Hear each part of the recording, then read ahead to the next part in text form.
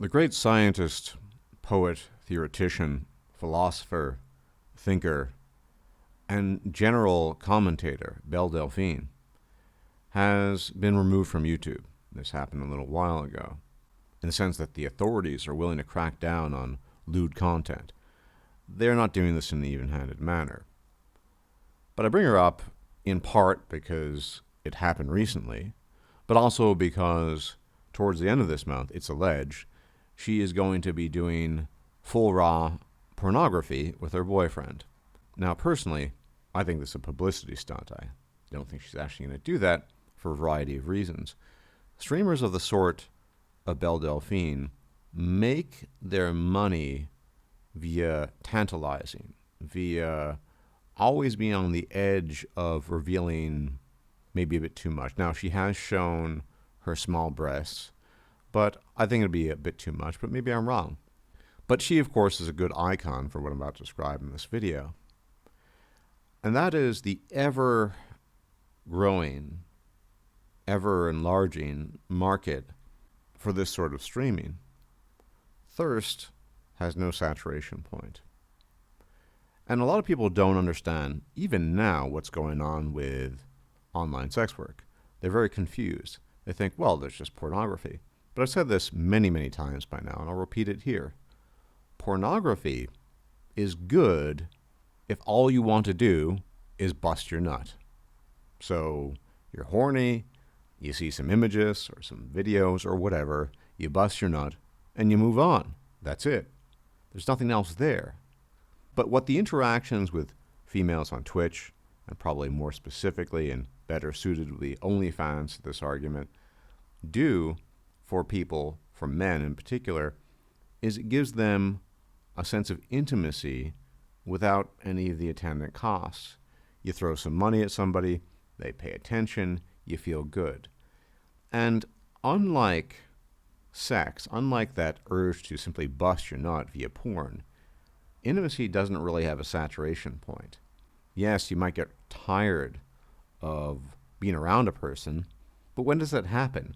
That happens when you're actually in a relationship, when you're living with them, when you're dealing with them on a day-to-day basis, when you just have a lot of personal interaction with them. But then it begs the question, what is the point of sex work online and online streaming for a lot of these intimacy-thirsty guys? It's the unattainable. They're never going to get tired of their favorite female in question because they're not dealing with them on a daily basis. They wish they were, because yes, you can get tired of a person and tired of quote-unquote intimacy with the person, but that doesn't happen in an online context because it's unattainable. They wish they could get access to it. And this is what I mean when I say there's no saturation point to thirst, specifically the thirst for intimacy, which is not the same thing as pure horniness. There's overlap sometimes. But let's be honest, you can ejaculate and get on with your day, no problem. It's not the same thing as craving and seeking after these online personalities that have emerged in recent years. And arguably, there's another strange angle to this, and that is this sort of cheaply bought intimacy is in fact a lot less costly than your standard relationship. Now, admittedly, a lot of these guys would probably struggle to find quote-unquote real relationships, but even if they didn't, it's a lot easier just to check out a streamer and drop some money. It's simple. And I think one aspect to this that a lot of people don't understand or don't want to understand is that relationships are complicated. There are things like shit tests. There are subtle cues you're supposed to read on. You spare yourself all of that mumbo-jumbo when you're just doing it online to get your intimacy kick. And then you have pornography for the rest of it. So the market is ever growing. And it's not going to cease anytime soon.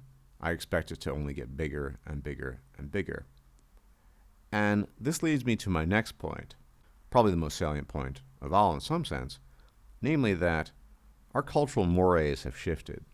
There was a time back in the day when if you had engaged in sex work as a general person and that had gotten out and someone might have found out about it somehow, you probably would have stood to lose a lot of reputation.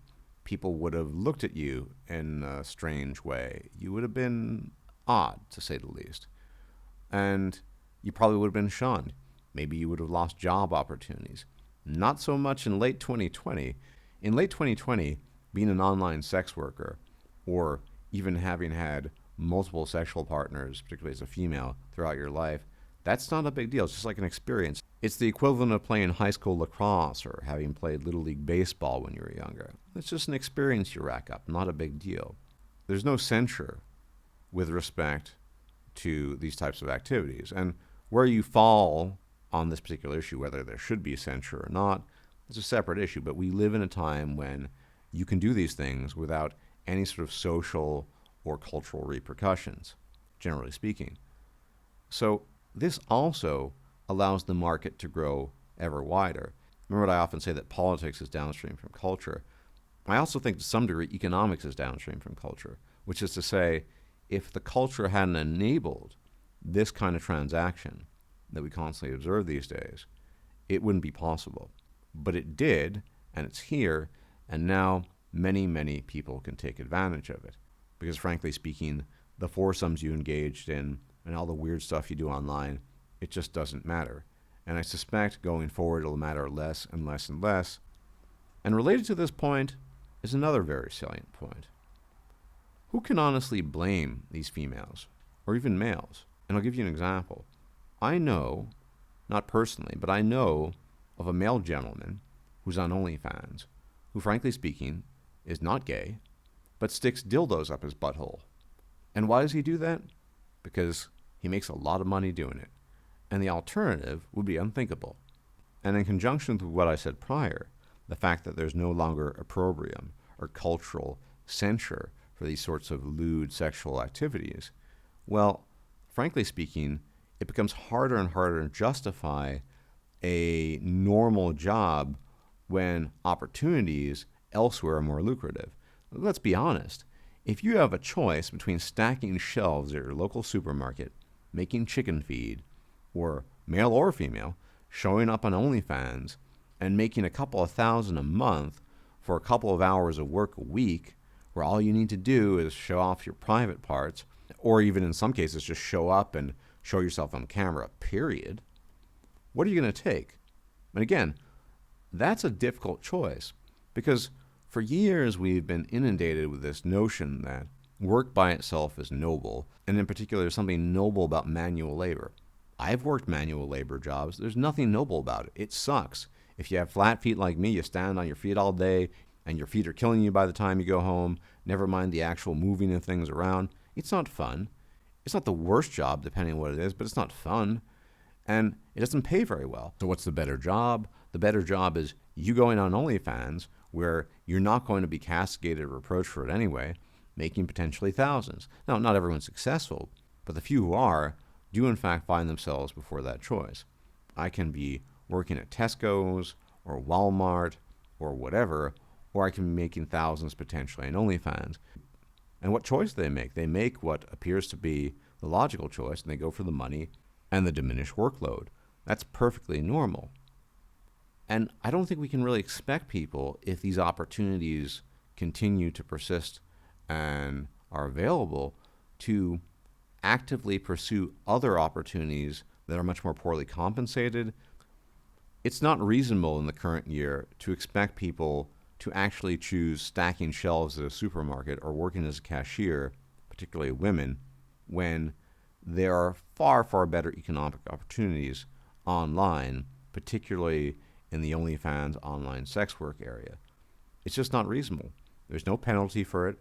They typically make a lot more money, and you even have guys jumping on the bandwagon in some cases. So this, combined with all the other reasons I cited, means that we're only going to be seeing more and more of this. I guarantee you we're going to be seeing more competitor sites with OnlyFans. We're going to be seeing more V-streamers, virtual streamers of this sort. There's going to be all kinds of competition within this sphere, whether it's virtual or real, the things you're willing to show or not, or willing to do or not. But it's all going to be confined here. And I think some non-insignificant portion of the population will be drawn to this, as will a very large chunk of the population be drawn to participating in giving them money. Let's be honest with the current state of affairs. It is what it is. So thirst, in particular, the thirst for intimacy, has no saturation point, And it's only going to get bigger and bigger and bigger as time goes by. Anyway, gentlemen, please hit the like button, share the video, hit the bell icon to be informed of the forthcoming videos. And as always, may the gods watch over you. If I'm still alive, I'll check you out later. Enjoy the rest of your week. Bye-bye. If you liked this video, please like, share, and subscribe. And if you enjoy my content, please consider making a donation or becoming a patron. Thanks for watching.